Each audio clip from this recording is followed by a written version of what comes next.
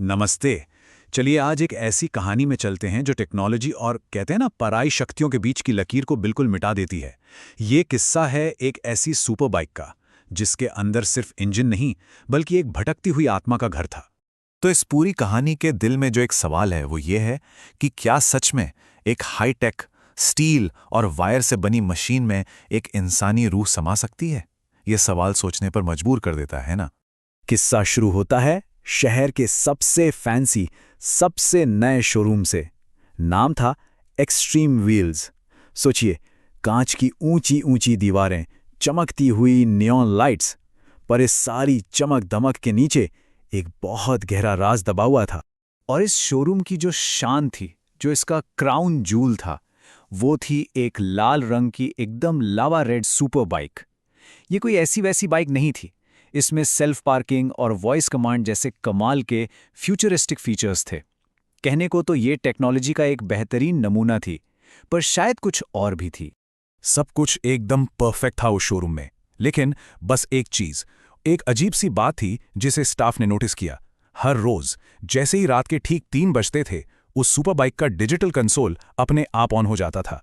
एक मामूली सा टेक्निकल ग्लिच या फिर किसी अनहोनी की आहट। तो एक रात शोरूम का एक एम्प्लॉय राहुल कुछ काम से देर तक रुक गया।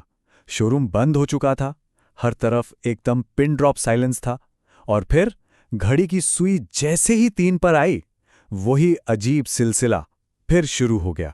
अचानक उस खामोशी को तोड़ती हुई शोरूम के स्पीकर्स से एक स्टैटिक जैसी आवाज आई, और उसके ठीक बाद एक रोबोटिक बेजान सी आवाज गूंजी, सिस्टम ऑन। राहुल ने चौंक कर उस बाइक की तरफ देखा।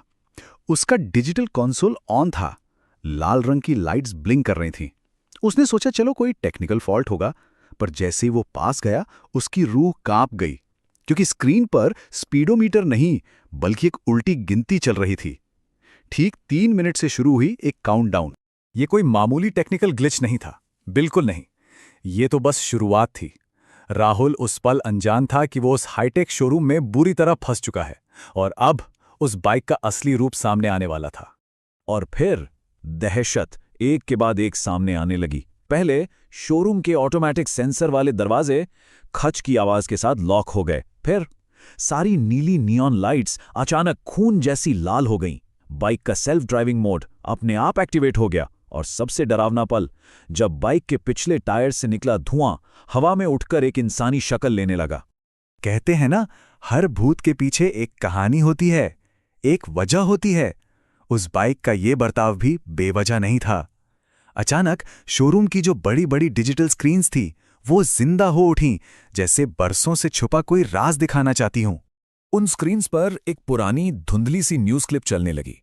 खबर से पता चला कि जिस जमीन पर यह चमकता हुआ शोरूम खड़ा था, वहां पहले एक पुराना सा गराज हुआ करता था। एक ऐसा गराज जो एक भयानक हादसे में जलकर राख हो गया था। और उसी आग में एक मैकेनिक की मौत हो गई थी। एक ऐसा मैकेनिक जिसका एक ही सपना था, अपनी खुद की एक अनोखी सुपर बाइक बनाना। वो सपना अधूरा रह गया, आग में जल गया, पर उसकी आत्मा उस अधूरे सपने से हमेशा के लिए जुड़ गई। और अब वही आत्मा इस नई चमकती हुई लावा रेड सुपर बाइक में समा चुकी थी। जैसे ही राहुल के सामने यह सच आया, बाइक की स्क्रीन पर चल रहा काउंटडाउन अपने आखिरी सेकंड पर पहुंच गया, 00001।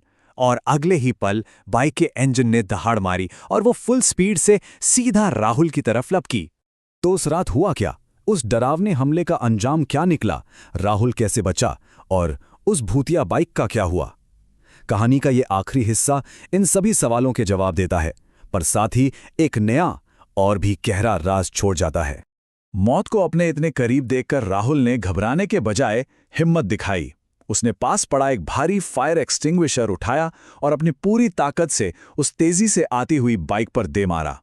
टक्कर इतनी जबरदस्त थी कि एक जोर का धमाका हुआ और शोरूम की कांच की सारी दीवारें चकनाचूर हो गईं। राहुल की जान तो बच गई, लेकिन अगले दिन जो हुआ वो सबसे ज्यादा हैरान करने वाला था। जब पुलिस आई तो शोरूम लॉक था, पर वो लावा रेड सुपर बाइक वहां नहीं थी, गायब हो चुकी थी। सबूत के तौर पर पीछे बस एक ही चीज रह गई थी, फर्श पर एक जली हुई काली लकीर जो शोरूम से शुरू होकर मेन रोड तक जा रही थी। और यहीं ये कहानी हम सबको एक सवाल के साथ छोड़ जाती है। वो बाइक आखिर गई कहाँ? अगर उसमें सच में एक आत्मा थी, तो वो अब किस मंजिल की तलाश में है? वो सुपर बाइक अब किस अनजान शहर की, किस सुनसान सड़क पर होगी? सोचने वाली बात है।